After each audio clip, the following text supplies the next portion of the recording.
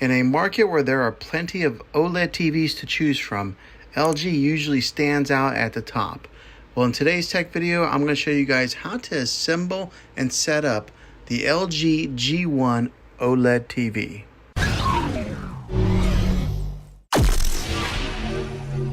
So this is what the back side of it looks like. It's just laying face down. Here's another good look at just how thin this TV is from there to there.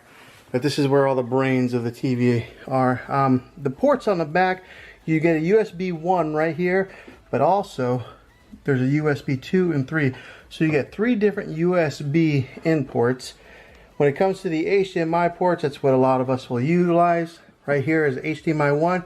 There is your eARC HDMI, so if you are a gamer, that's where you're going to want to plug into right there. It's got a third HDMI hookup there, and then right there is a 4th HDMI. Also, it's got a spot for you to hook up your antenna if you're still doing that. Right there's your LAN port to hook up your Ethernet cable, a digital optical out, and then right here are an audio to hook up like some, it looks like it shows a picture of headphones. Here's a SVC only, so I don't know that I'll utilize those, but that's what the back looks like there. Over here on this side is the power cable that is attached. Right there is the back portion plate where you mount the back portion. You get your Magic remote here. That's really popular when it comes to the LG models because it's got the pointer and a scroll wheel.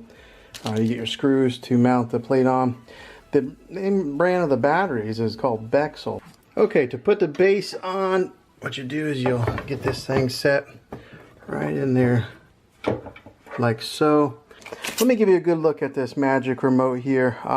The preset buttons that they've already got pre-installed is Netflix, Disney Plus. Right there brings up like your LG menu. It's got an Amazon Alexa button, LG channels, and then Prime videos. I just set off my Alexa device talking about it. Also, it's got your home button, mute button, microphone so you can talk into it. This is the profile of the remote. I mean, it's contoured so that way you can put so it holds really nice in your hand, your fingers underneath like that. But okay, once you have the back base on, in order to keep it stabilized, you got to put on the metal plate. Now the way to do this is you got the front of it right here. You just kind of angle it and then position it just like that. Now there are 3 screw holes here to keep a watch on, so you're going to want to align the plate so that those 3 holes match up there. Then screw your screws right in here to stabilize that plate.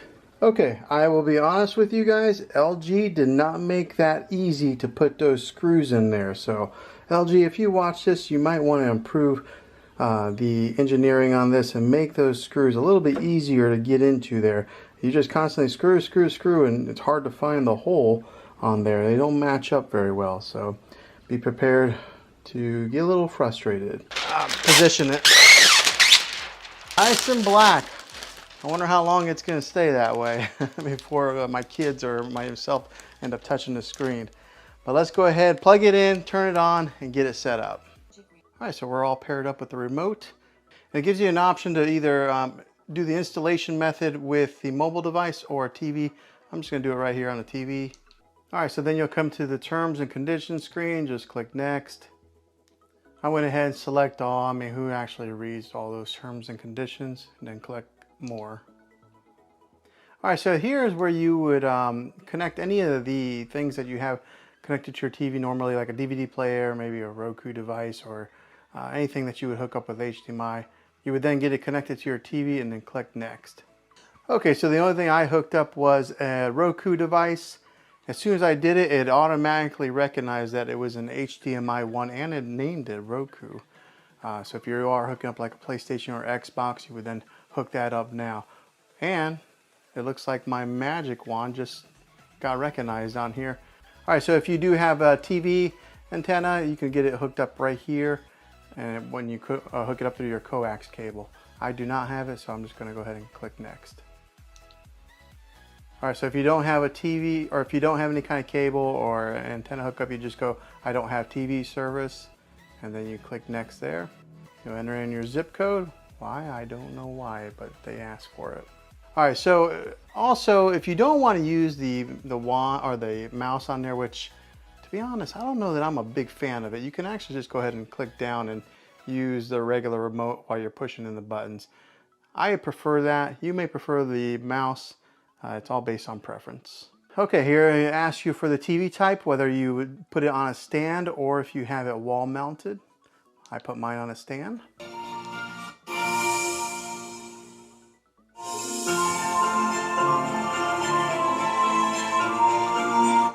Okay, so you can see the sound difference there when you let the artificial intelligence take control there on the sound in the picture. It boosted the sound whenever I let it do the sound. I didn't really tell a difference on the picture quite yet. Okay, so if you have an LG account, this is where you would then sign in here. If you don't, you would then create one. Okay, next up, you'll come to this screen here. If you're wanting to install Prime Video or Sling, I'm not sure why LG only includes these right off the bat. Maybe they have some type of contracts with these two companies, but this is where you would sign into your Prime Video account and get it set up. Or if you have Sling, you would sign in here and then it would do app installation. Okay, since I have Prime Video, install the Prime Video app. I don't have Sling. Went ahead and put it in there and it's giving me the option to launch it or close. I'm gonna go ahead and close so I can move on to the next step. This is what your main menu looks like. Again, the magic wand automatically comes on, but it does have, this is what the new web OS that LG is offering now has. So if you look on the bottom, this is your home dashboard, connection guide. This is Apple AirPlay, where you would then connect your iPhone or your iPad or maybe even a Mac to your TV. This is a live TV input. This is where I have my Roku device hooked up to HDMI 1. Optical, this is if you hook up a sound bar or something to it. And then here's your user guide. Over here on the app list, this is some of the apps that come pre-installed. Comes with Netflix. I installed the Prime Video. It does have Disney Plus, Hulu, Sling, YouTube, Apple TV, and then some of these other like default apps. This is where you would probably go to get it in your other apps installed. Here's where you would have like an art gallery, sports alert, and then there's your settings. Up here is a trending now that has some suggested content for you to watch. There's The Chosen, which I kind of recommend. That's a pretty good show. Here's Discovery Plus. I was kind of wondering if the LG did have Discovery Plus, but right there it is. And then you just keep on going, and these are the trending nows. Okay, scanning down a little bit further. Here is your LG channels that are free. Gives you some suggested. It's got history, ABC News Live, Film Rise, CBS News, Fox News. So it gives you a slew of content to pre-install if that's what you're wanting to watch, or I guess it's already installed, so you just click there and watch it. There's for some of you shopaholics.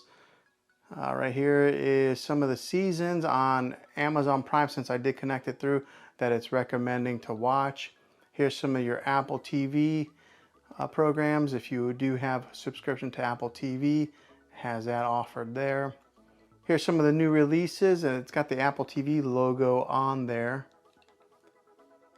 All right, and that's the bottom bar, so then you just scroll back up to go to the menu. All right, so just first glance at after hooking this thing up, going from a kind of a generic TV that was here on this dresser before to this TV, the first thing I did notice was the sound was incredibly loud for this TV compared to the other model that I had. And I think a lot of it does have to do with that that plate right there that projects the sound underneath the TV and then out to you.